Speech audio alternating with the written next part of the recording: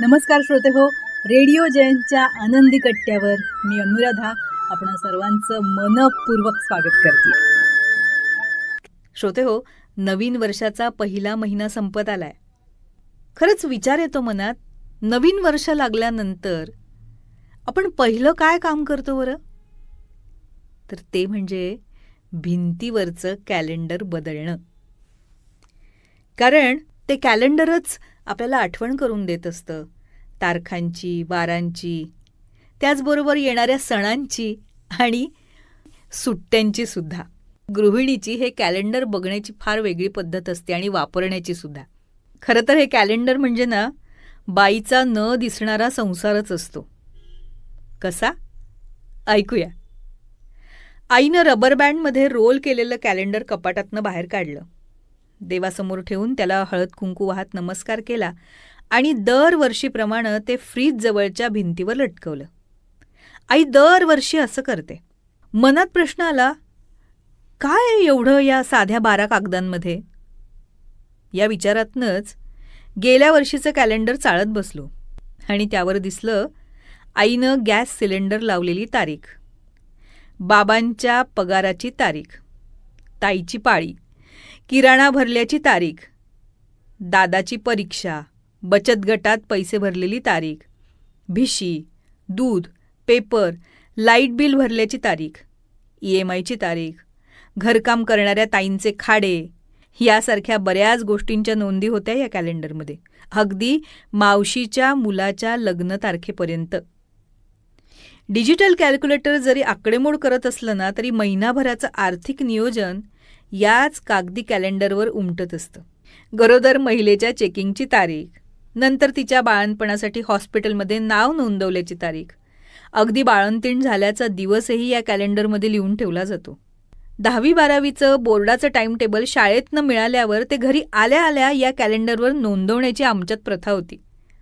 अगदी शाळेत दांडी ज्या दिवशी मारली ती तारीख, तसंच लायब्ररीतून घेतलेलं पुस्तक परत करण्याची तारीख, याची नोंद आवर्जून या कॅलेंडरवर व्हायची.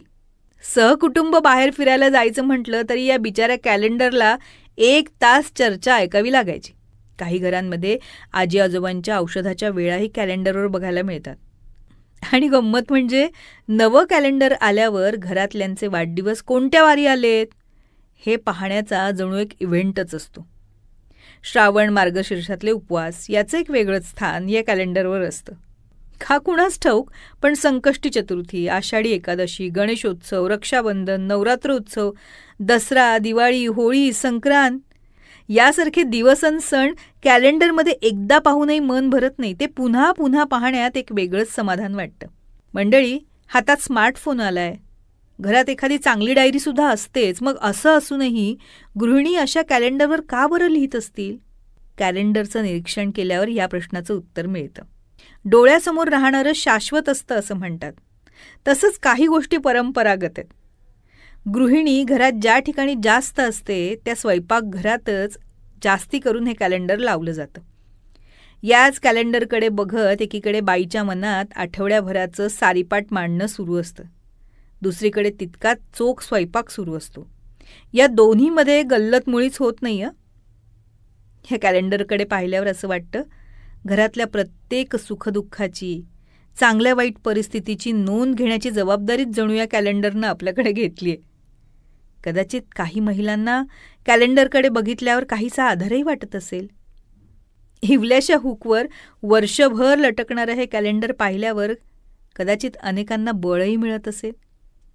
इतक्यात आतून आईचा आवाज आला, कॅलेंडर टाकून देऊ नको रे, ते इतक्यात टाकायचं नसतं. मला हसू आलं. पण खरं सांगू, ज्या कॅलेंडरवर वर्षभराच्या सुखदुःखाच्या प्रत्येक घटनेच्या नोंदी झाल्या आहेत ना, त्या कॅलेंडरविषयी आईच्या मनात हा जिव्हाळा निर्माण होणं स्वाभाविक आहे. मग काय, 2024चं कॅलेंडर पुन्हा रोल करून त्याला रबर बँड लावला आणि त्यावेळी जाणीव झाली की आपल्या हातात आहे ते साधे 12 कागद नाही, तर बाईचा न दिसणारा संसार आहे तो. हा होता आनंदी कट्ट्यावरचा आजचा सुंदर विचार. तुम्हाला तो कसा वाटला याविषयीची तुमची कमेंट बॉक्समध्ये नक्की लिहा.